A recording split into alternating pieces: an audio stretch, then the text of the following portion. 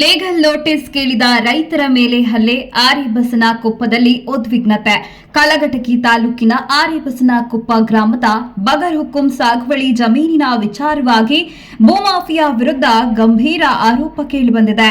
ದಶಕಗಳಿಂದ ಸಾಗು ಮಾಡಿಕೊಂಡು ಬಂದಿರುವ ಮೂಲ ರೈತರು 7A ಫಾರಂ ಸಲ್ಲಿಸಿ ಜಮೀನು ಮಂಜೂರಾತಿಗೆ ಅರ್ಜಿ ಹಾಕಿದ್ರು. ಇದೀಗ ನಕಲಿ ದಾಖಲೆಗಳ ಮೂಲಕ ಜಮೀನು ಕಬಳಿಸಲು ಯತ್ನ ನಡೆಯುತ್ತಿದೆ ಎಂದು ರೈತರು ಆರೋಪಿಸಿದ್ದಾರೆ.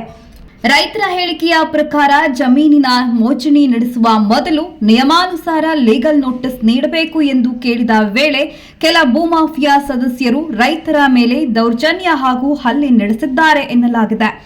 ನಾವು ಕೇವಲ ಕಾನೂನು ಪ್ರಕಾರ ನೋಟಿಸ್ ಕೊಡಿ ಎಂದು ಕೇಳಿದ್ದೇವೆ, ಆದರೆ ಅದಕ್ಕೆ ಪ್ರತಿಯಾಗಿ ನಮ್ಮ ಮೇಲೆ ಹಲ್ಲೆ ಮಾಡಿ ಬೆದರಿಕೆಯನ್ನ ಹಾಕಿದ್ದಾರೆ. ಹಲವು ವರ್ಷಗಳಿಂದ ಸಾಗು ಮಾಡಿಕೊಂಡು ಬಂದಿರುವ ಜಮೀನನ್ನ ಕಬಳಿಸಲು ಯತ್ನ ನಡೆಯುತ್ತಿದೆ. ಸರ್ಕಾರ ಮತ್ತು ಜಿಲ್ಲಾಡಳಿತ ನಮಗೆ ರಕ್ಷಣೆ ಕೊಡಬೇಕು ಎಂದು ರೈತರು ಆರೋಪಿಸಿದ್ದಾರೆ. ಇದೇ ವೇಳೆ ಯಾವುದೇ ನೋಟಿಸ್ ನೀಡದೆ ಅಕ್ರಮ ಮೋಚಣಿ ನಡೆಸಲಾಗಿದೆ ಎಂಬ ಆರೋಪವೂ ಕೇಳಿಬಂದಿದ್ದು, ಕೆಲ ಅಧಿಕಾರಿಗಳ ಪಾತ್ರದ ಮೇಲೂ ಅನುಮಾನ ವ್ಯಕ್ತವಾಗಿದೆ. ಗ್ರಾಮದಲ್ಲಿ ಉದ್ವಿಗ್ನ ಪರಿಸ್ಥಿತಿ ನಿರ್ಮಾಣವಾಗಿದ್ದು, ಸ್ಥಳಕ್ಕೆ ಪೊಲೀಸ್ ಭದ್ರತೆ ಒದಗಿಸುವಂತೆ ಗ್ರಾಮಸ್ಥರು ಆಗ್ರಹಿಸಿದ್ದಾರೆ.